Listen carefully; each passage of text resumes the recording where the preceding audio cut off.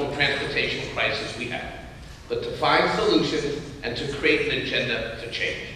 I'm often asked to talk to people in cities about transport. I say, I cannot talk about transport unless we have an idea of what type of a city we want.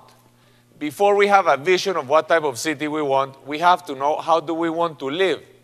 Because really, a city is only a means to a way of life. So actually, whenever we start talking about transport, we end up really discussing how do we really want to organize our daily life. The conference grew out of an interest to really look at how do we create an infrastructure for transportation for the next 25 to 50 years. Understanding that that was a tremendous task, we wanted to pull together some of the best transportation experts and advocates to come together to help us plan this conference, to see how we could structure a dialogue that brought together people from all cross-sections, business leaders, civic leaders, government officials, policymakers, advocates, community board members, to come in and to really talk about this issue and to set priorities and to certainly also discuss the problems, but really to think about solutions. And we hope what comes out of today is really the blueprint for an agenda for the Borough President, for a transportation agenda for our office.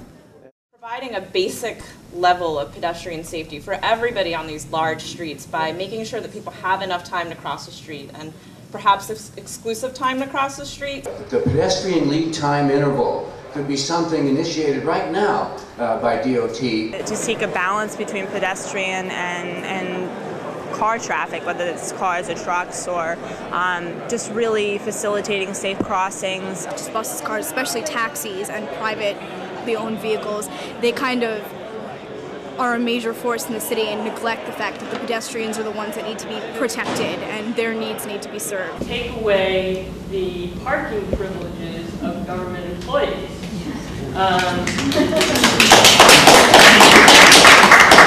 Voluntarily relinquish mine?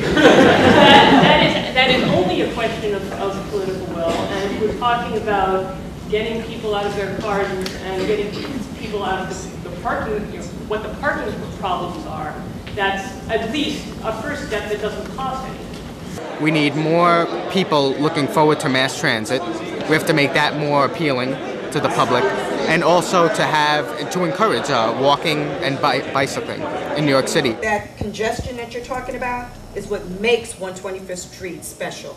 We need to think neighborhood by neighborhood, region by region.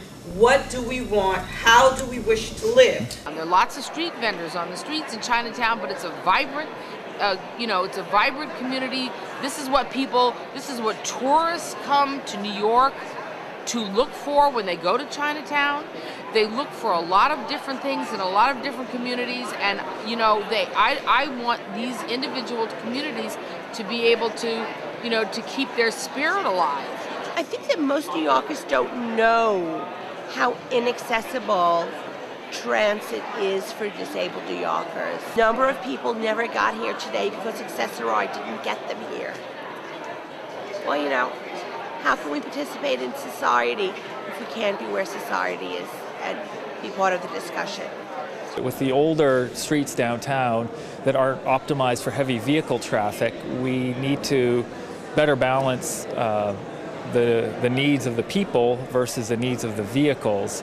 And our neighborhoods of Soho and Greenwich Village, West Village have many, many streets that are underutilized in terms of traffic volume. They're not necessary at all to have vehicular traffic on them.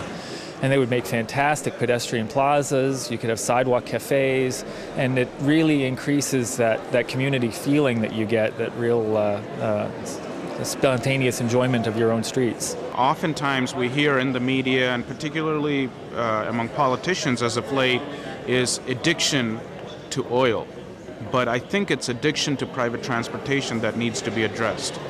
If you're encouraging people to use public transportation, then provide parking as people come into Manhattan from New Rochelle, up at Manhattan, or as they come in from Jersey and Lower Manhattan, provide a station where there is parking, where they can park their cars and need public transportation in Manhattan.